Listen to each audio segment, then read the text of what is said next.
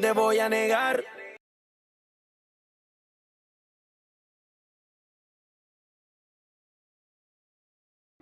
Les premiers secours.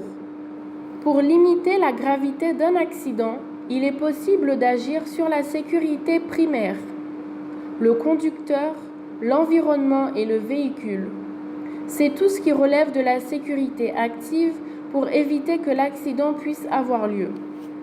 Seulement le risque zéro n'existe pas. C'est pourquoi il faut aussi agir sur la sécurité passive du véhicule et de l'environnement pour limiter la gravité en cas de choc.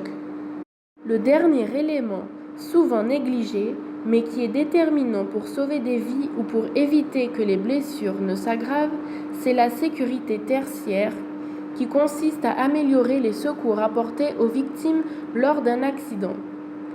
Si la chaîne des secours est efficace, des vies peuvent être sauvées, des blessures graves peuvent être évitées.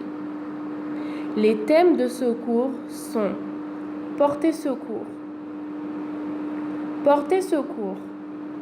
Protéger la zone.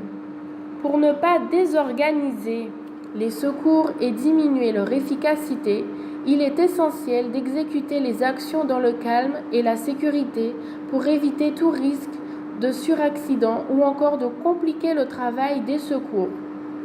Il faut retenir des principes de base qu'il vous sera facile de mettre en œuvre si vous êtes en présence d'un accident corporel. Avant de vouloir protéger la zone, 2 scénarios sont possibles. 1. Soit les secours sont déjà sur place. 2. Soit vous êtes dans les premiers à arriver sur les lieux. S'arrêter ou ne pas s'arrêter? Si les secours sont déjà sur place, il ne faut surtout pas s'arrêter et éviter de provoquer un ralentissement en cherchant à voir ce qu'il s'est passé. Vous devez suivre les indications données par les forces de l'ordre pour fluidifier la circulation. Si vous êtes parmi les premiers arrivés sur les lieux, vous êtes dans l'obligation morale et légale de porter secours à une ou des personnes en danger. Ne pas le faire vous expose à de lourdes sanctions. Organisez la protection de la zone de l'accident.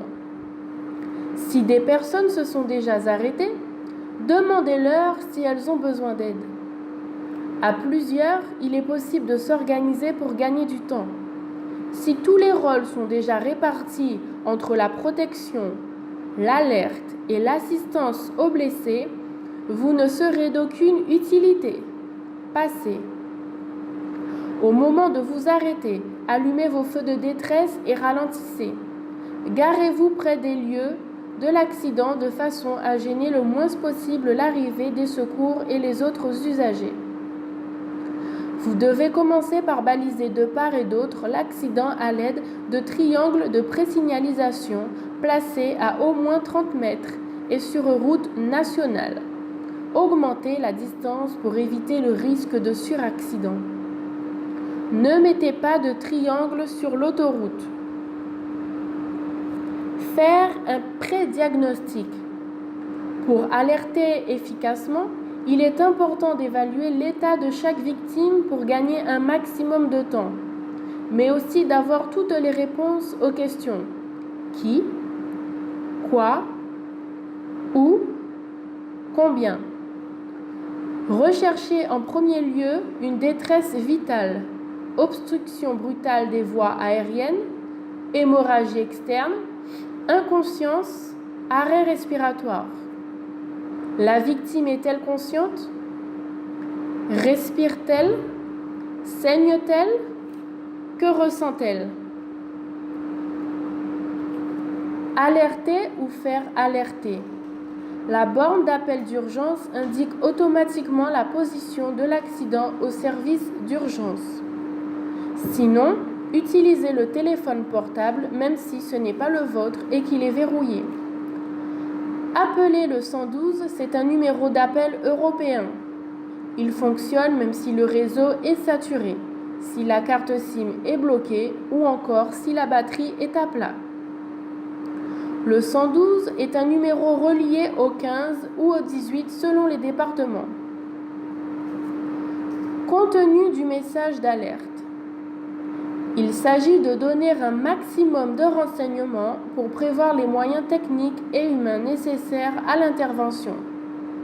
Vous devez attendre que l'opérateur vous autorise à raccrocher pour vous faire confirmer le déclenchement des secours. Les informations portent sur le lieu précis de l'accident, le nombre et l'état des victimes, la présence ou non d'une plaque orange si un camion est impliqué. Sans ces informations, les secours pourraient être retardés. Secourir.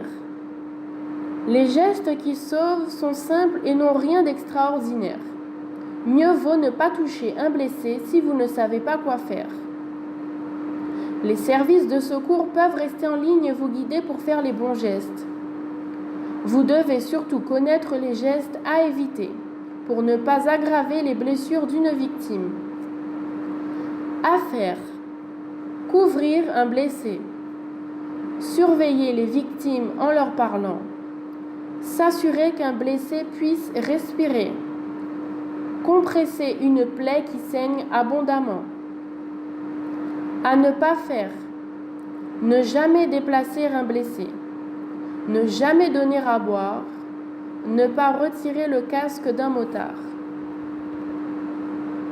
Le défibrillateur. Une victime qui respire, même faiblement, est une victime dont la vie peut être sauvée. Après un arrêt cardiaque, les chances de survie de la victime diminuent de 10% chaque minute. Son utilisation ne nécessite pas de compétences particulières et il est facile d'utilisation. Où le trouver? Une signalétique permet de repérer la présence d'un défibrillateur automatisé externe. Quand l'utiliser? En l'absence de respiration de la victime, vous pouvez utiliser un défibrillateur automatisé. Qui peut l'utiliser? L'usage de ce défibrillateur est autorisé pour toute personne sans compétences particulières.